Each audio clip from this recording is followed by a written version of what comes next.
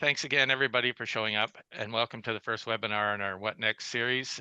This one is titled AM201, What to Do on Monday. If you haven't met me before, my name's Arnold. I'm the Executive Director of Asset Management BC, and we're really grateful to have PSD Citywide leading the discussion today. So on this slide, you will see the names and titles. So I'll introduce he'll be our main presenter today. He's Director of Integrated Asset Management, and Fernando, the Account Manager for PSD Citywide. And you'll see some contact information on there. So if you have any questions or anything comes up after this, just reach out to me or Fernando, and we'll be able to help. I'm muting everyone's mic here, so I'm just asking you to keep them muted during the presentation. We had a bit of a discussion, so this is really going to be sort of open. There will be some lecture, and will be going through some stuff. But if you have a question while it's coming up, please just raise your hand and we'll interrupt and we'll get to you and continue the discussion. If it's going to take a little bit longer, please just throw the question in the chat, or maybe we'll just sort of delay it until after. I'll keep track of the questions. And that's about all I have for you. At this point, I am going to turn it over to Iz and Fernando, and they can introduce themselves, and we can move on from there. Thanks, Arnold. Good morning, everybody. And as Arnold said, thank you very much for taking the time to attend. I also want to thank Arnold and AMBC for giving both of us the opportunity to talk asset management today. My name is Isra. Call me Iz for short. And I work at PSD as a director in our asset management advisory services. And I'll give Fernando a quick 5-10 seconds to introduce himself as well. And then we got a lot to cover, so we'll get going. Thanks, Is, and good morning, everyone. Nice to see some friendly faces. And yeah, I'm not going to take too long. Account manager with PSD. I'm located here in North Vancouver in BC, and happy to take questions after this webinar once we're done. And that's it. Great, thanks, Fernando. So I'm going to share my screen, and Arnold, Fernando, just let me know if you guys can all see it. It'll start off mirrored, and then it should expand. Is that all good? Yes. Excellent.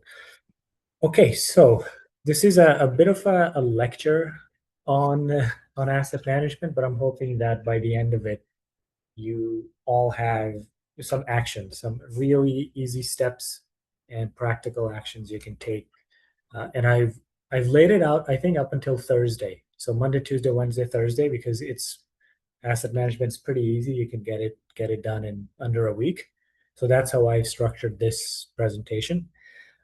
And we've got, again, I've listed 3 main things you can tackle. But obviously, it's about a 60-minute webinar. So each of these things is layered. You can get into endless theoretical rabbit holes. And so I've tried to avoid that with this presentation. Sometimes you do have to run before you walk. So I would rather you get started on these, no matter how sophisticated you already may be with asset management, or if you're just starting out, maybe you've had lots of starts and stops over the years. I'm hoping this helps correct some of those missteps and maybe helps you calibrate your asset management program development. I'll also, I'm going to take a bit of a risk here, and towards the end, I'll cover our perspective very briefly on RFPs and what we are seeing from the consultant side, the advisory side, and how some of the RFPs we've seen maybe have made things a bit more complex than perhaps intended. And so very briefly, I'll share a couple of suggestions. We are thinking of putting together an entire webinar just on this aspect of it. So today, it's just more a test case. If some of those things appear naive from our perspective, they probably are. And Fernando and I are more than happy to hear your limitations on putting together these procurement documents. and take those back to our own team discussions. Maybe it's us. Sometimes we succeed, sometimes we don't. But some of the changes we've seen in the last 10 years or so give us some pause, and I thought I'd bring those up today. But look for a full-on webinar on procuring asset management advisory services in the coming weeks. So really, really exciting, riveting stuff ahead of us. So the last thing we'll do is just these two concepts that continue to persist. I think this confusion between these two concepts. One of them is the asset management strategy versus the asset management plan. And the other one is around levels of service.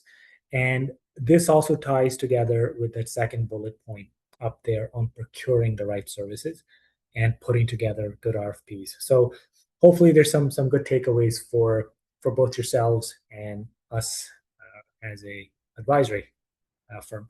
So you don't need the detailed encyclopedic knowledge about asset management to do any of the stuff I'm going to talk about today. It's all scalable, and we don't make any assumptions, even though it's asset management 201. So, I'm not necessarily going to cover what is an asset and why do we have assets and things like that. But beyond that, if you have basic grasp of an asset register, what life cycle activities are, maybe at a high level what levels of service are, things like that. If you understand those concepts at a high level, that's good enough to make some important achievements by Thursday, starting next Monday. Well, very briefly about PST, if you're not familiar with us, we've been around in Canada for probably almost 2 decades now. We started right with the implementation of PSEP 3150 and made the pivot to asset management almost immediately around 2009, 2010. And the last few years, we've seen some pretty, I'd say, exponential growth in a few states in the United States as well. Canada is ahead of the US as far as asset management is concerned. And so we've now have a pretty strong presence in at least 3 states, California, Florida, and Texas. And we've been delivering asset management specific programs and advisory services as well as software for the last 15 years. And specifically in asset management, our software is a standard enterprise asset management system with all the bells and whistles that you can expect from one. And then also a work order and maintenance management system that integrates with our assets, with a bunch of our other modules. And then, of course, our advisory services, we provide end-to-end asset management program development, from building out inventories all the way up to developing financial strategies and taking things to council. We've got about, I think this is probably a year old now, so probably 450, maybe close to 500 billion in municipal assets that we've got in our system. 100 plus staff, 550, maybe 600 local governments by now, and a bunch of offices across Canada and the US, including out west, where Fernando is located. I'm in Toronto, and probably, a couple hours from my head office in London, Ontario. So we've worked with hundreds and hundreds of local governments, as you saw on the last slide, and these are very diverse organizations, small rural towns to very large urban centers. Some of these have very large budgets for all sorts of asset management programs and infrastructure services. Some have very, very limited budgets, very limited capacity. You have the treasurer, who sometimes acts as a CEO as well as the public works. And so we understand the limitations that a lot of the small municipalities have faced for probably well over a decade now. And same thing on the understanding of asset management. We have worked with municipalities that are at the beginning stages of asset management. They're just figuring out what to do. They're just trying to make the pivot from PSAP 3150 even now to those that are well developed, very sophisticated. They understand core concepts very well. They have been implementing it for probably 10 years or so. And so we work with all sorts of municipalities. And again, significant concentration of work within British Columbia, Ontario, and Alberta. We have learned a lot of lessons, a lot based on our own early missteps, and have also identified many, many best practices. One thing we know as, I guess I can say as a fact, is that there's lessons that large organizations can learn from small towns, and lessons that small towns can learn from larger organizations. It honestly goes both ways. So some context. So I thought I'd summarize the last 17 years in about 2 slides. So a lot happened starting in 2009, 2010. And the most important one for us is obviously PSAP 3150, but a lot of other things happened there as well. I think we had the swine flu pandemic. Barack Obama was elected. Those were good old days. And then unfortunately, Michael Jackson died. But the big thing for us today is the implementation of PSAP 3150. I won't spend too much time on it. I think most of you are probably familiar with it. If not, just do a quick Google. But this is really the nexus of asset management in Canada. In the United States, I think their standard is GASB 34, but very similar implications on how municipalities and local governments, public sector organizations in general, handle their tangible capital assets, how they report on it, the accounting treatments that are associated with it, and all sorts of very intricate local government finance that is associated with all of that.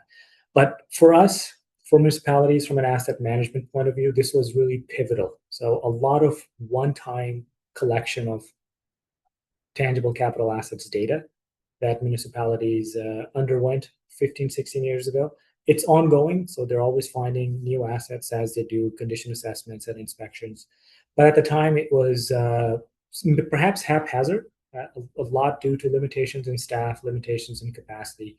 So this standard was essentially dumped on Treasury and Finance, and so they now have to span 2 different disciplines. Well, more than 2 different disciplines: engineering, public works, finance, IT in some cases, GIS. So they had to sift through a lot of different sources to pull together asset register and inventory data. Even now, 16, 17 years later, when we work with municipalities, one of the first things we do is look at their TCA data, because for many of them, this is still the asset register.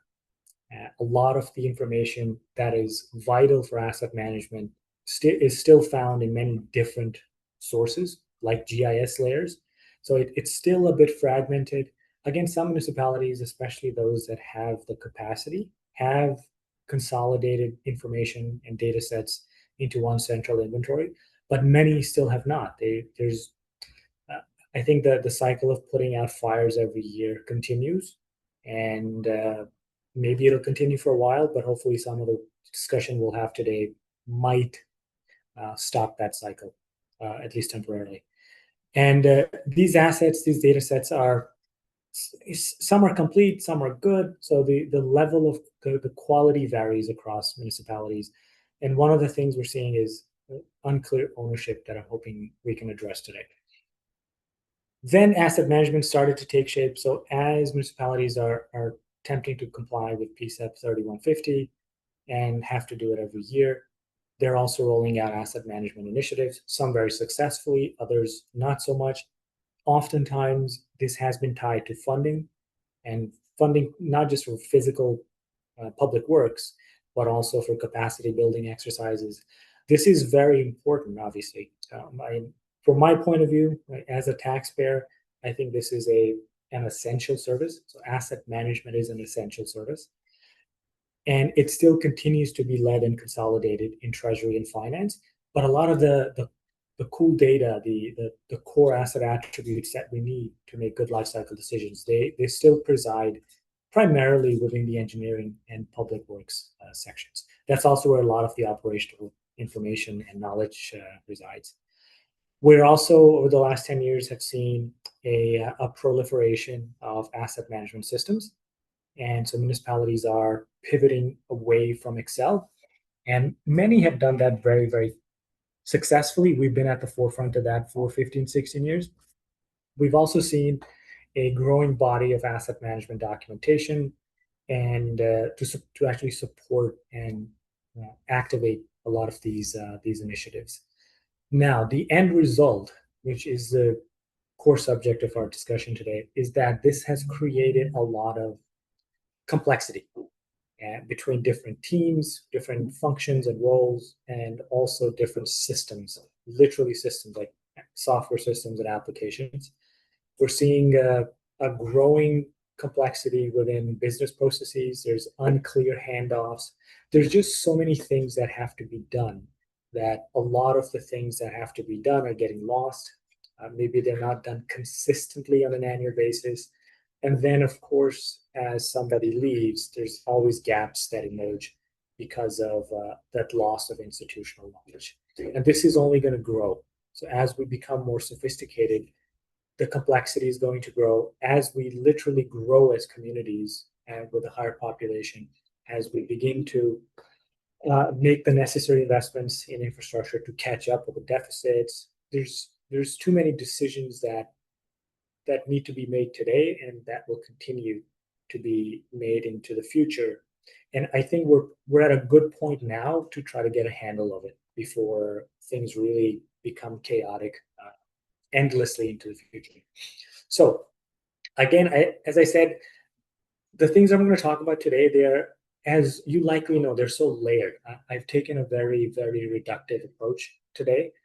I thought, let's just get something done, fail fast, rather than giving you endless lectures on theoretical asset management concepts. So it's a bit tongue-in-cheek. I don't think literally you're going to do this in 3 days, but the concepts are simple, that you can do them regardless of your resources and capacity today. So you can get started on it tomorrow if you really wanted to, if you're into doing heavy work on a Friday. I am not, so I've left it for the dreaded Mondays. So the first thing we're going to do is what's called business process and systems mapping.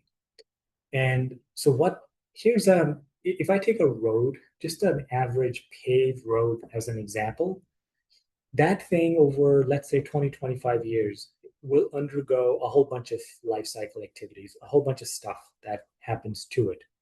And this can be 20 unique things that happen to it: repairs, maintenance, inspections, up to maybe even 40 events. Anything from maybe 5 to 10 maintenance cycles. It might go through, like crack sealing. You might have 2 or 3 minor rehabilitations, like resurfacing. You might do a full kind of in-depth reclamation, maybe once or twice. And then at some point you'll have to replace, dig up the whole thing and maybe replace the entire pavement structure. You might undergo a few pavement inspections. Sometimes they're done every 3 years. Other municipalities wait quite a bit, maybe every 5 years. So 3 to 5 of those. And then, of course, all the work orders, the 10 to 20 work orders or service requests, like pothole complaints, things like that. It might be 10, it might be 20, it might be many more. But roughly, you can estimate very safely that it's going to go through dozens and dozens of things over the course of its 20-25 year lifespan. And every time you do this, it creates some kind of an output, some data point. It has to be done by someone. Someone has to go out and inspect it. Someone then has to convert that into a readable format. Someone then has to put that in the asset management system or update Excel models. And so there's people involved, there's a process involved, there's a system involved.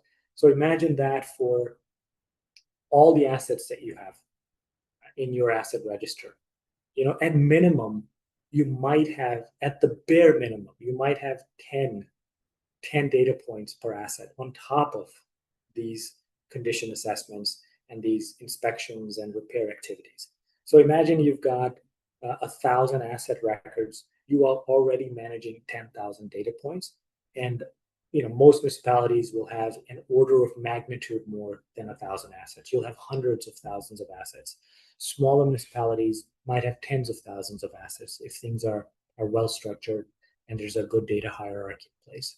So whether you're a small organization or a large one, the volume of information and all the people and processes connected to it and all the systems that are connected to it will begin scaling very, very quickly. How we handle that is through a business process and systems mapping exercise. Again, we're handling it. We're not resolving every single issue that might emerge over time. So what is it?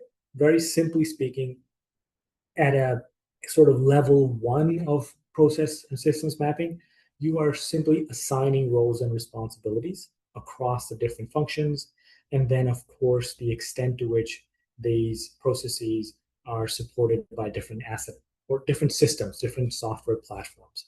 And what we're trying to do is we're trying to highlight which processes are consistently implemented, who is doing this process, how it's touching a different system, how the data sort of flows. And we're trying to expose gaps in accountability and ambiguity in decisions. So, what are processes that no one is in charge of, that we think are getting done, but no one's actually doing it? What are processes that are getting done, but no one is ultimately answerable for that? Everyone's just kind of pointing fingers and going around in circles. Level two of this is usually like sequencing it. So what happens first, and then what happens to that process, who touches that data, where does that data go next? So right now, we're not even talking about that. Right now, we're simply saying what are the processes and who's doing them and what systems are being used to enable those processes. And this is not a theoretical exercise. Many of our clients do this. Is from my point of view, I think for 10 years, I had been selling the idea that data is the most important predicate of asset management, and it isn't. It is not data. It is this stuff. It's the process and systems mapping, because we will work with clients, we will get their data into excellent shape, and then we'll work with them again in a couple of years, and we're doing the same thing. And so it's the data is not the underlying issue. Data is just like any other asset. It's gonna decay over time, so you have to maintain it. And the process and systems mapping is how you actually maintain your data sets. And we're trying to also understand who's carrying the load, where are workload concentrations, and then of course, a lot of times councils will hear that the asset management or the infrastructure team is under constant duress, and likely not just the infrastructure teams, the public works teams, and finance. Pretty much everybody within a municipality. A lot of work is most of the work is done at the municipal level. This actually reveals that. This shows council a dispassionate look at all the work that has to be done. There's no spin. There's no interpretation. This is literally just work that has to be done. And then, of course, the last benefit of this is that if you leave tomorrow, or if the champion for asset management leaves, there's a good operating procedure. These are all the things that have to be done, and you have a clear understanding of who does what, and then if there's any systems that interact with it. So how do you actually do it? I've distilled it down. Again, all of these steps involve collaboration and discussions between finance, between public works. There's lots of back and forth. But at its very basic level, you've got 5 steps. List all the systems, and I'll walk you through an example. List all the systems, whether it's in Excel, whether it's Notepad, whether it's Word. Maybe you have an asset management system, maybe you're more advanced, you've got a work order system, GIS, just list it. And just list its intended functions. So what is the actual purpose of the system? Why are we using it? It doesn't need to have you don't need a 2 or 3 page document per system. You don't need 2 or 3 page document to list all systems. This could be a table that looks just like this. On the left column, just list the system, a couple of bullet points on what it contains, maybe the assets that are covered. Do the same for people. Who are all the people that are directly, indirectly, even tangentially related or associated with infrastructure delivery, whether it's data management, whether it's public works, engineering. Just list those people, those functions. It doesn't have to be names, just list the functions. Then list all the data sources.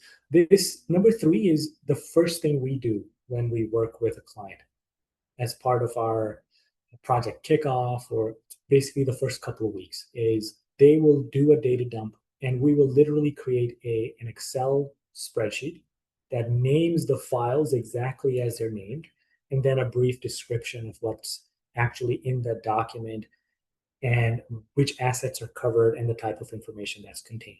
It's a very quick exercise. It's done in a few hours, depending on how many documents we receive. And so now you have a data register, basically. And this is vital to cross-reference as you go through your asset management program, because you're not avoiding or missing any important data sources. Then list all the processes. I guarantee you that no matter how small your organization is today, if I give you 10 minutes today, you'll come up with 50 processes in those 10 minutes that have to be done. So this is not a difficult exercise. The challenge is finding the balance between getting too detailed and being too high level, and we'll cover how to try to find that balance. And then lastly, just map them. So what does it mean? I'll go over it, but basically, who's doing these processes, what systems are impacted, and what systems are actually enabling these processes. We, as an advisory firm, over the last maybe 10 years or so, have distilled these processes down to about 50. And these 50 asset management related processes are distributed across the different stages of an asset, but also the different stages of an asset record.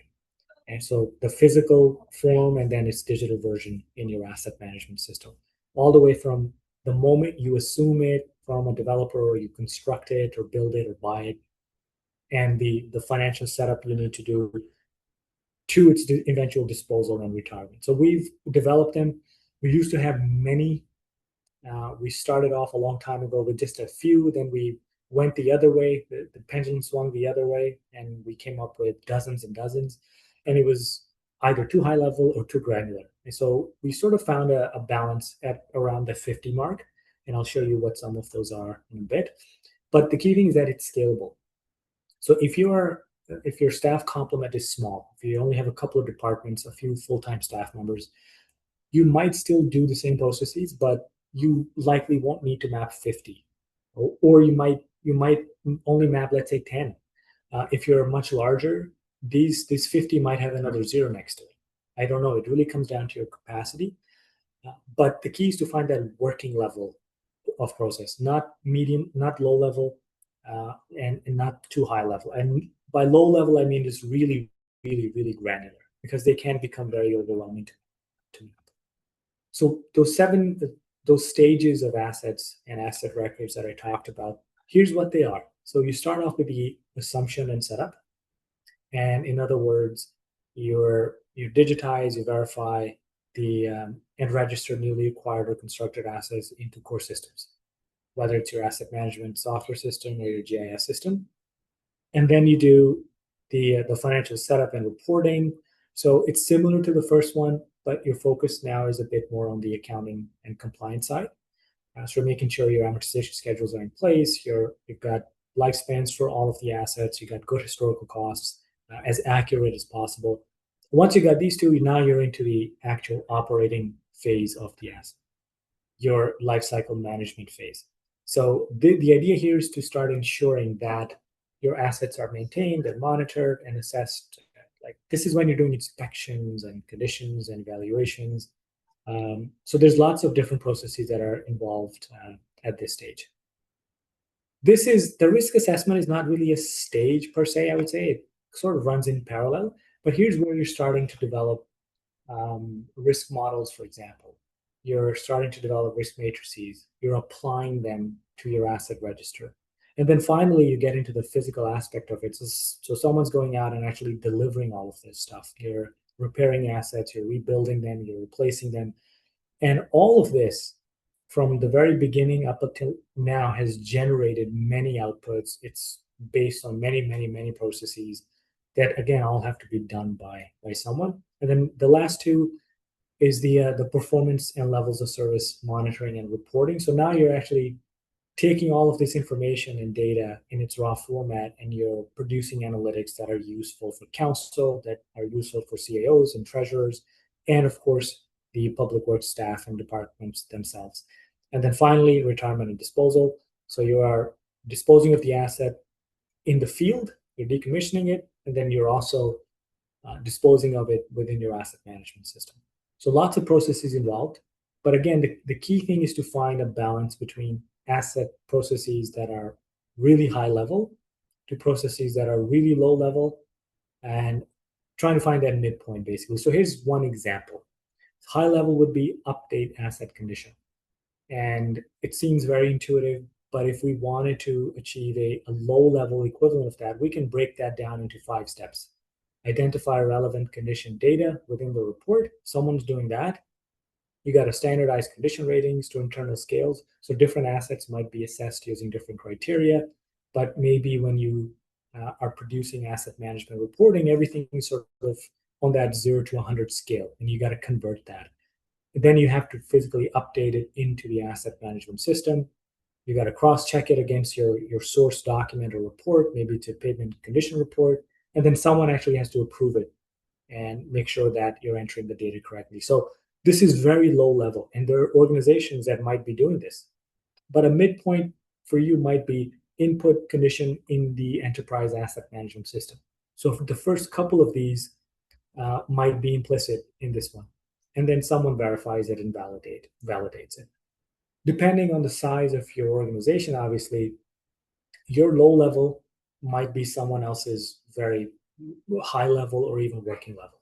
So if you have lots of capacity and you can do all of this, this might be very intuitive for you. This might not be that administratively heavy for you. So it's a bit of an iterative exercise to see how much you can actually manage on a day-to-day or on an annual basis once you've established your asset management processes. So I'm going to walk you through a very quick example. This is a recent one we finished. It's our friends out in Town of View Royal, and I'm going to open it up, and then I will move it to the screen, hoping you can see it. Fernando, Arnold, maybe you can verify an Excel document if you can see that. Yes, it's up.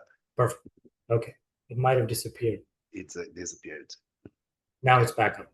Yeah. Okay, so here it is. I'm going to zoom in, and again, the idea is not to show you every single process here, but just how we might actually get it into a system. So this is not pretty, it's not fancy, but here's all those stages that I talked about on the left side, all the way to retirement and disposal.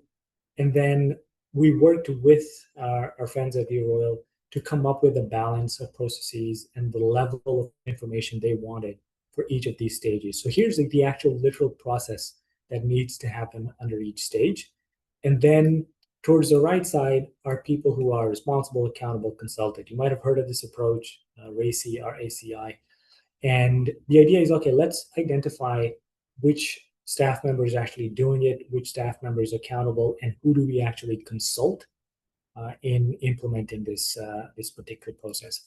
So we break that out into, for each stage, we have things like build lifecycle strategies to support asset needs and forecasts. So you're not actually going out into the field and repairing assets and rehabilitating them. You are building lifecycle models and strategies in a system. Again, that system could be an enterprise asset management system, or it could be an Excel, depending on what your capacity is today. Then you have something like review maintenance results for patterns or repeat issues that indicate underlying asset deterioration. Someone is doing that. In this case, it's the asset manager for each particular asset group. And then integrate raw data from inspections into the asset registers. So now you're taking the information, the source information, and putting it into a system. So someone is doing that. If we did not have an indication of who's doing this, that would reveal a clarity. So this is an example of that. This process here, maybe that's a bad one. These guys are actually good, but I'll show you where the gaps are. So again, the big takeaway here is figure out the asset or data stage. There's some very standard ones. Come up with the processes that are associated with each of those stages. Now, when we analyze this spreadsheet, it looks like this. So give me 1 second here. Processes. So here's it's sort of what it looks like. You do some basic meta-analysis and you figure out, okay, where is the workload concentration? So in this case, for Town of View Royal, here's the stakeholders. Here's all the people that are involved directly or tangentially in different asset management related processes. And you can see a heavy workload for the asset managers within each department heads. Maybe that makes sense for Town of View Royal, maybe it doesn't. This kind of an exercise helps reveal whether this is fair distribution of workloads, whether there are any inefficiencies, or if things are working well. I'll bring that up again in a second. So it is really easy. List all the systems, list all the people, list all the data sources, list all the processes, and it's done. Here's what that looks like again in the document. It's really not rocket science, but here's the stakeholders. So if I zoom in, the asset manager, the program manager, department head, asset manager, director of finance, deputy director, engineering. And here's very briefly what they do. So this encapsulates their job functions, at least with respect to asset management and infrastructure program delivery. Then we have the same thing for the systems. So these guys are using our system, Citywide Assets, but they had a few other platforms and systems. We use the term loosely, so they have things like Office 365 and network files. These are obviously not asset management specific enabling systems or platforms, but they're somehow involved in their annual asset management program, whether it's through managing contractors and contracts or recording customer complaints. These things are involved somehow. So we simply listed the intended purpose and summarized it at a relatively high level. And what that did is you might get an output like, let me pick a few analytics here. Doing this live, so it's a little tricky.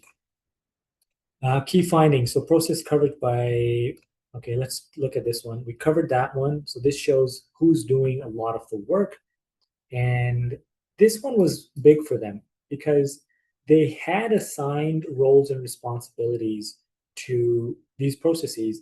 But when we had the discussions, we found that about 50% were not actually getting done the way they wanted to get done. So there was this idealized model they had in mind about who would do this process, but only about half of that was working the way they wanted. So this was a big takeaway for them.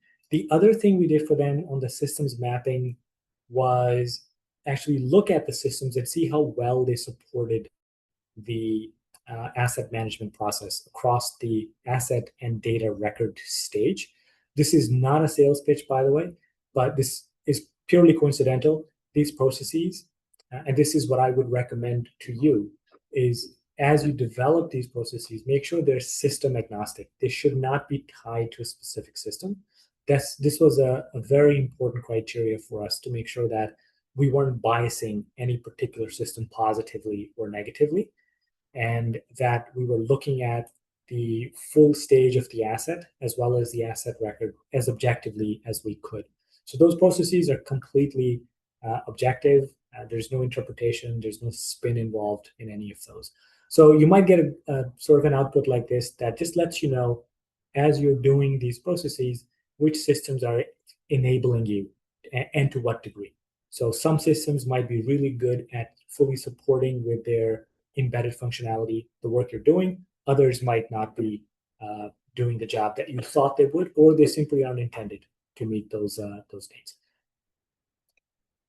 Okay, let me go back to our slide here. So that was Monday. Pretty straightforward. I think you can get it all done in 7 hours, 8 hours plus a lunch. So what do you do Tuesday? Tuesday, you again do something practical, which is a data gap analysis. Some of you may have done it. If you've ever done an asset management plan and you have not done a data gap analysis, then you have not done a good asset management plan. I can say that with a fairly high degree of confidence. So by now you made a list of all the data sources. Now you can begin. This includes your TCA, this includes your GIS layers, this includes access databases, and really any other source of information. Pavement condition reports, building condition reports, anything you can think of that has information about your infrastructure assets and your capital assets. Now you can begin to sort of consolidate all of those and build a good asset register. The first thing to do is to just take a first look at the most complete data source you might have. It might be your TCA, it might be your public works, but pick that and then maybe pick one or two more data sources that you think have really good information, that you think have the potential to be combined into one central asset register. And then what we do is we would look at all of them, but as a starting point, just identify the first couple that you think have the potential of giving you all of these primary data fields and all of these secondary data fields. So the gap analysis just basically says, once we have all of the data sources that we can potentially have, what are we still missing from all of these, let's say, top 2 or 3 data sources? The key ones, this is like your prerequisite for asset management. You really can't do much without these 4 items here: your estimated useful lives or lifespans, your replacement costs, your in-service dates, and your condition information. Very difficult to move forward with good asset management, with baseline asset management, without these 4. I'll put historical cost here as a sort of substitute for replacement cost, because if you don't do a lot of projects on an annual basis, you're probably not going to have good procurement information. And so maybe you don't have a current indication of your replacement cost. In that case, you can just at least inflate your historical cost. And then on the secondary data fields, secondary sounds like it's less important, and it technically is, but really this is where a lot of the actual real asset management gets done, like how well you prioritize projects and how you actually spend money on an annual basis. That happens here. And some of this, this is what feeds your risk modeling. So some of that will be dependent on replacement costs and condition, but really it's anything that helps you prioritize assets that are really similar. So maybe 2 assets have identical replacement costs, identical condition, identical in-service dates. But how do you then stratify these assets and take the limited funds you have and allocate them appropriately? That happens using all of these different attributes. And so what you're doing then is you're assessing the data quality, and you do that across these very standard dimensions of data quality: complete, valid, accurate, current, verified. And you're doing this asset by asset, like row by row, asset record by asset record. Now, you're not manually doing it. There's obviously, depending on your proficiency in, let's say, a system like Excel, or maybe your asset management system itself can spit out some of these analytics. But basically, you're looking to see at the early stages if your data is complete and valid. So you have, let me see if I can bypass it here. Yeah. So the first 2 are very easy. First 2 is, if you're doing this in Excel, you're going to find some cells just don't have a value. There's your gap in the very, very literal sense. Then you get to the next stage, which is if there is a value entered, does it actually make sense? So if you're expecting $1 and you see text, maybe there's an error. If you're expecting to see linear meters and you're seeing square meters, that's an issue. And then after that, it becomes a bit more complicated, where now you're talking about accuracy. So that's going to be dependent on any existing information you have on really from the market, like procurement data, condition assessments, and then current, like when was the last time you did completed a project or did a building condition assessment to understand what the condition of the asset is. And then verified, is someone with expertise actually signing off on this? If you meet the criteria for all of these, then you're in pretty good shape. I'll skip that. So this is doable in Excel. I mean, when we do it, we will first try to consolidate the leading sources of information and data into one Excel spreadsheet. That's usually our baseline. And then we'll conduct our analysis there. But if you already are using our system, a lot of this gap analysis you can also do straight within our system. But it can be done in Excel very easily. Here's what it might look like. And this is one asset class. And we looked at the first 2 data sources. So in this case, citywide assets, which is our own module, but substitute this with whatever module you have or whatever system you have. So for this municipality, the leading sources of data for them were citywide and GIS. And we looked at asset category by asset category, asset count by asset count. So in this case, this particular asset category had about 3,600 records.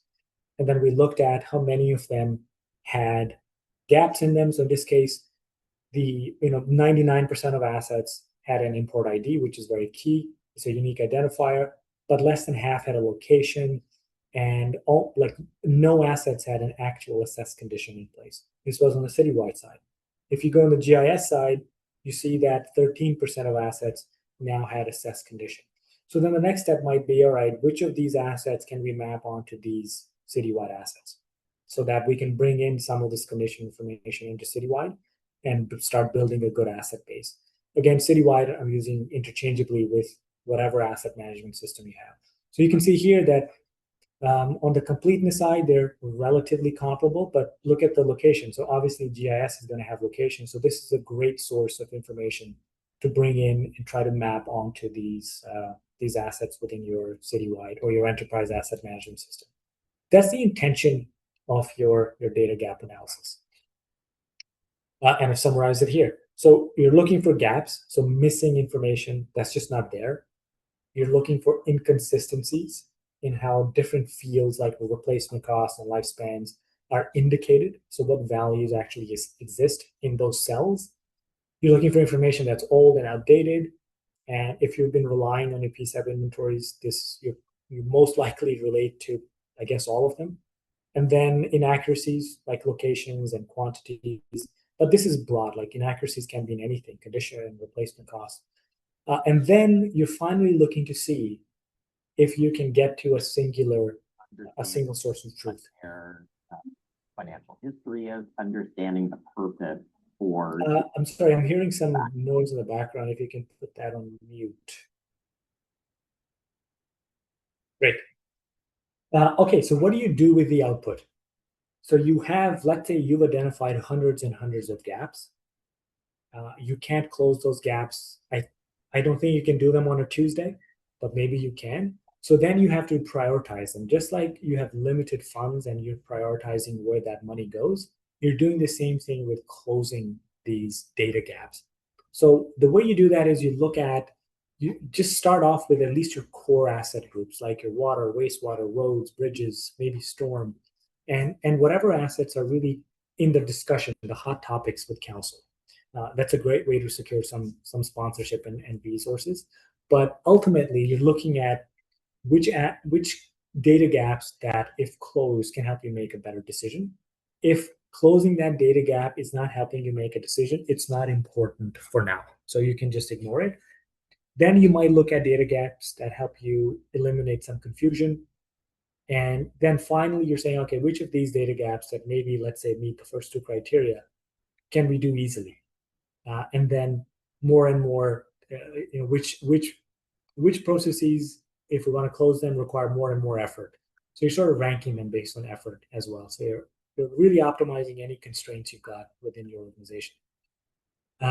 Then, because you've done process mapping on Monday, you now know who is theoretically supposed to do what. So if you've identified these gaps, you know who to turn to help you close them. This should be, and many of our clients do this on an annual basis. It's only heavy the first time you do it, but once you do it, you have a template, an actual template, and you understand it intuitively, and it can be done very quickly on an annual basis. The key takeaway is that from a business process mapping point of view, you are already doing many of the processes intuitively, but really now it's time to document them so that spaghetti, in programming, they call really poorly written code spaghetti code. It's the same concept within asset management processes. You're trying to avoid that. All right, we are going through this at a rapid clip. We are on Wednesday. So this is where I think that discussion around a couple of theoretical concepts with asset management comes in. So I'm going to take a few minutes to go over the key differences between these two things: asset management strategy versus asset management plan. And then I'll spend a little bit of time on customer levels of service and technical levels of service. From a theory point of view, if this is all you take away from asset management, from all the webinars you're going to watch and content you're going to consume, this should be at the top. because it has very large implications, both on procurement and also on your asset management program development. So what is it? This is a good idealized sequence of asset management. This is from the Institute of Asset Management. We've tweaked it a bit to make it a bit more practical, but it still retains the spirit of how asset management is done. And it starts with a corporate strategic plan, which again need not be a complex document. It's just saying this is what the council wants, because they're elected and they're elected on promises to deliver stuff to the community. So this is your set of goals as a community. From there, you put together that asset management policy, which is that formal commitment to asset management that says we are going to take a risk-based approach. We're going to implement asset management and do all the good things that asset management enables. The next thing you're going to do theoretically is an asset management strategy. And admittedly, BC is actually really good at doing this, but there's still a lot of confusion in the sector. The strategy is what helps you connect your corporate strategic plan to the physical work you're doing and helping your colleagues do in the field, and all the work like business process mapping, data gap analysis. That's what the strategy lets you do. It takes the high level stuff and really puts it into action.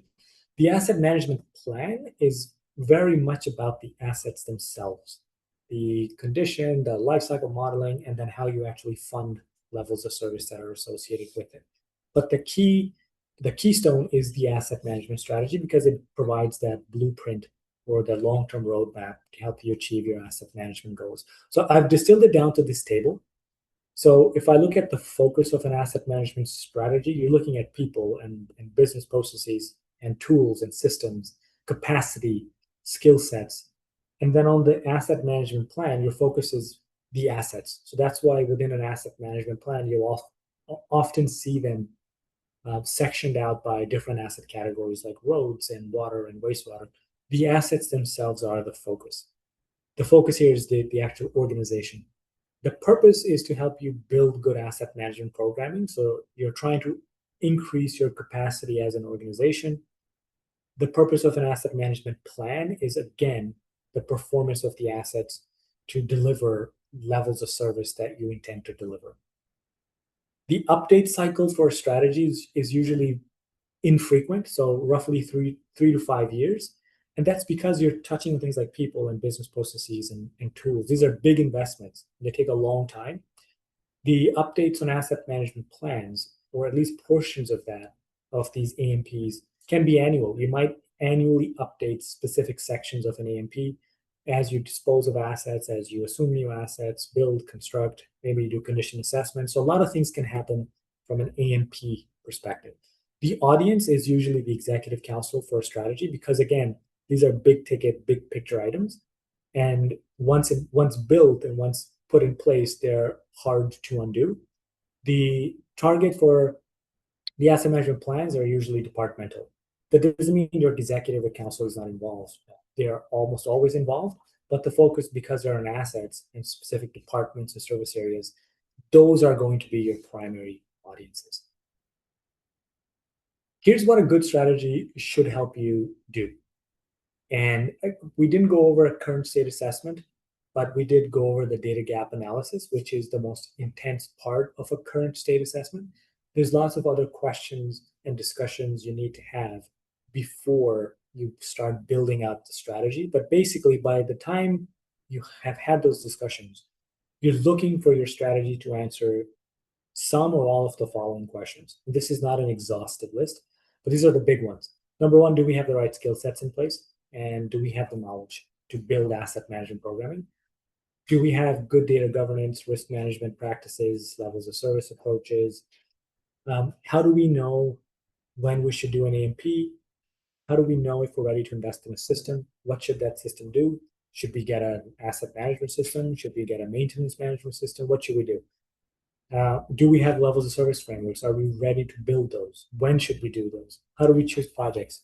Are we ready to do public engagements? These are questions that your AMP will not answer, but these are questions that your AMP will be subjected to.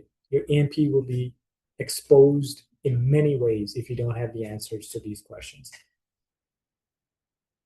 The policy, even though it was one of those, let's go back here, it's like the second step, but it's honestly, I've seen policies now for a number of years, and they're usually very, they're kind of academic. They're very feel-good aspirational documents. They're not very concrete, and they don't have to be. They don't have to be sophisticated. They're just intended to embed asset management into your day-to-day practices. The real work is done at the asset management strategy level, followed by all the technical work you do after that, as identified in your asset management strategy in those 3 to 5 year roadmaps. I hope that was clearer and maybe it helped you understand the differences between the two. The final concept I wanted to go over was this levels of service piece. I know most of you have come across levels of service in the past, so the term is, I'm sure, familiar. Levels of service, they're just kind of indicators, KPIs, measurements that help you know how well you're doing, and in this case, with respect to asset management and infrastructure. There are 2 types. Click to those. So there's 2 types, customer and technical. I'm sure you've seen the terms, but there's still some confusion. The confusion actually is pretty high in Ontario because we have a regulation that mandates asset management reporting, and it describes customer levels of service as, I think, qualitative measures. Or qualitative descriptions. That's the phrase that the regulation uses. And I think the idea originally may have been that customer levels of service are, things that people can understand. You don't have to be an expert within asset management to understand them. And then technical levels of service are numbers and percentages. But really, that's not how things work. Your customer levels of service are really your goals as a community. These are things that measure the interaction that people have with the system. So how do they feel about driving on the road? Are they happy with the condition of the tennis courts, the rec centers? Can they get from point A to point B in a reasonable time? Do they feel safe driving on this stretch of highway? So it's about customer experience. So you measure things like reliability and safety and happiness and satisfaction. The actual work to make all of that happens on the technical side. So these are your life cycle activities, your maintenance schedules, your workflows, and this is done or overseen or managed by the internal teams. And the 3 key takeaways, distinctions between the 2, is that the customer levels of service are your lagging indicators. So this is, if you're trying to ace an exam and you got the first time you take it, you have a B and you have another exam coming up in a few months, you can't really go from a B to an A. You can't just get that. The best you can do is study harder, maybe study more strategically, do a lot of practice questions. And those are the leading indicators, the number of hours you've spent studying, the number of problem sets you've completed. That's the input. That's your controlling variable. That's what you can control. You can only influence the customer levels of service. This is huge because to get from what the people want, which is your customer levels of service, they want things better, faster, bigger, cleaner, fancier. To get from here all the way to how you fund those, the connecting link is the technical levels of service. So you have to map what people want onto what you do as staff. More inspections, less inspections if you're happier with reduced service levels, more repairs, changes to your reserve strategies, because those things indicate costs. And then the costs is what you then embed or build into your financial strategy. You can't really go from people are unhappy with the state of our rec centers to let's charge more taxes or let's allocate more reserves to our recreational centers. You have to map it first onto all the things that you'll need to do to change the outcomes over here, and then develop a suitable financial strategy. Okay, we're on Thursday. This is the last day because, no one works on Fridays. So I said, let's cut it off on Thursday. So this is I've copyrighted it, not officially, but just for your reference. So this Thursday is when we kill the Franken spec monster, and I'll tell you what that is in a second. Some of you may already know. This is a literal sentence that I pulled out from an RFP from, I don't know, a while ago. I obviously didn't put a name next to it. Deploy a fiscally integrative, citizen influenced asset prioritization model. Those are real words that Fernando and I had to dissect. Now, if you step back, you know what it is, but the problem is that it could be anything. And what it looks like, whether that's going to fit the needs of this particular municipality, it's unclear. So it sounds very complex and very sophisticated, but from a consultant point of view, as someone responding to this, you spend half the day trying to understand. So imagine this type of language in 50 bullet points that you have to try to understand. Now, asset management has evolved, right? In the last 10 or 15 years, municipalities and organizations that have been implementing it have become more sophisticated. So we expect to see bigger, more technical concepts in procurement documents. That is expected. That's actually helpful for us to evolve as a consultancy, because then we push ourselves to do bigger projects, more difficult projects. That's really just how things work. Private sector versus public sector. Public sector wants something, private sector has to figure out how to deliver it. It pushes the boundaries. So we expect the language to reflect that increasing sophistication. And the intent is obviously clear and noble. And these are very positive signals to us. That's maybe some of the work we've done in the past has contributed to higher sophistication today. But what we're seeing increasingly, definitely in the last 5 or so years, is we're seeing the RFPs that are sort of stitched together. And this is not meant to be an indictment, by the way, of anyone's work. This is just some things that I think make it a bit difficult to get to the final outcome that you might desire as an organization. So we're seeing a lot of acronyms, a lot of technical stuff.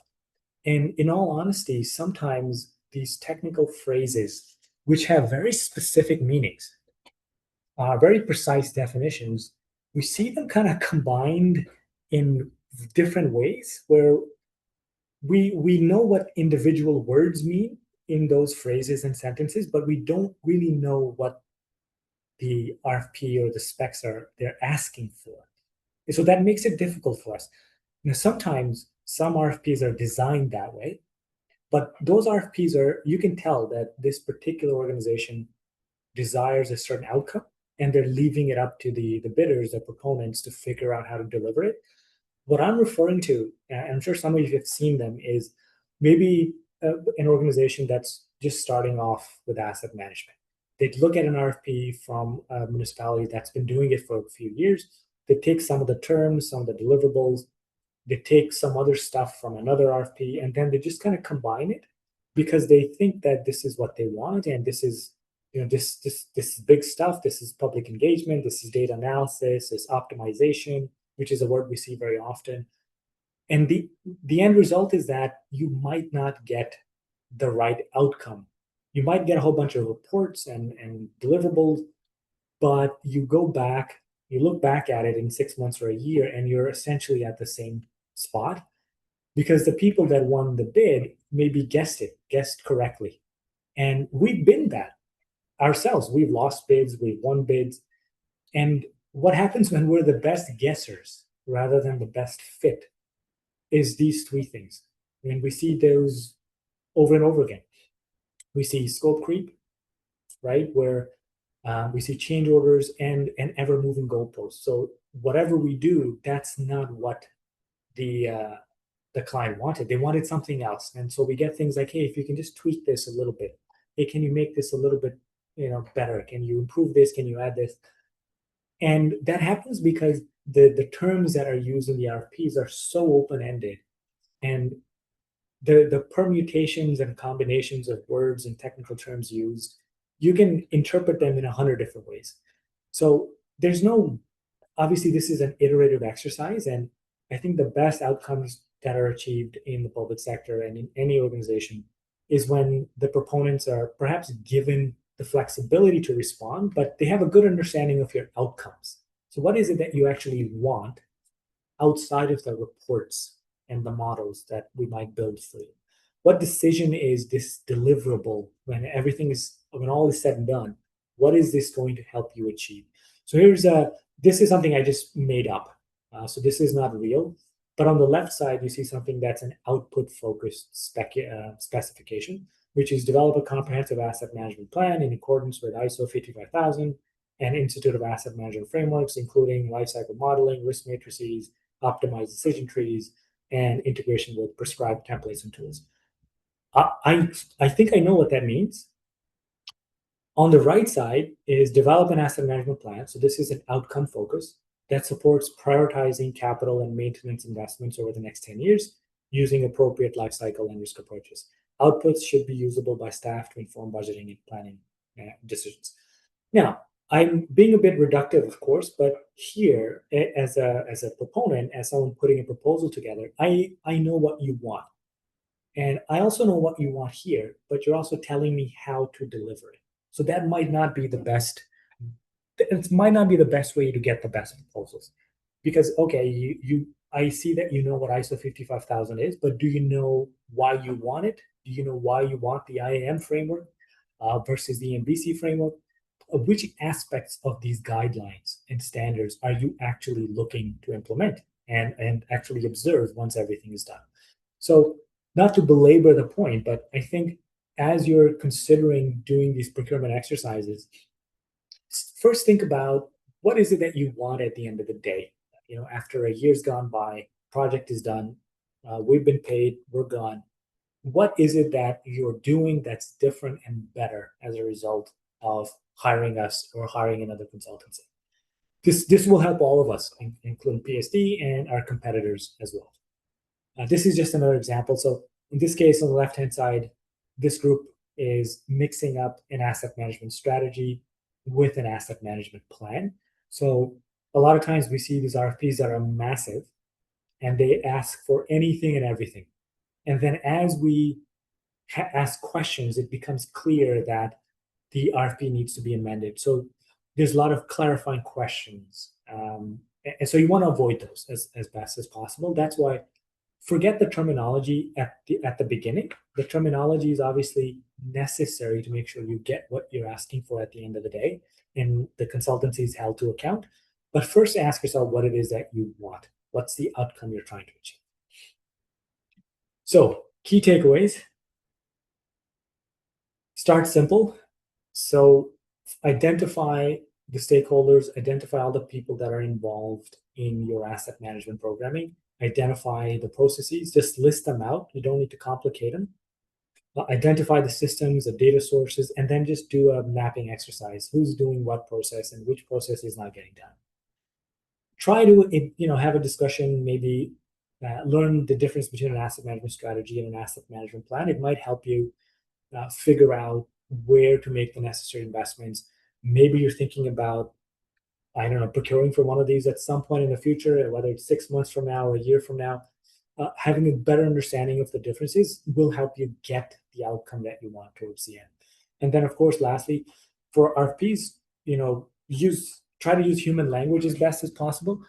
We try to do that as well. Asset management is a pretty technical discipline, so there's inherent limitations in how simple and simplified you can make it. But I think I don't have a perfect answer for this, but I think until we resolved some of the confusion around these core terms and terminologies and nomenclature, it's probably better just to say, this is what we want at the end of the day, and we're open to your solutions. And that will help us as bidders and proponents get better proposals, better pricing, and then ultimately a better outcomes. So I think that's it. I'm happy, Fernando and I are happy to take any questions or comments, but I just wanted to say thank you for taking the last 70 minutes or so and sitting in, and hope you learned something. That's it for me.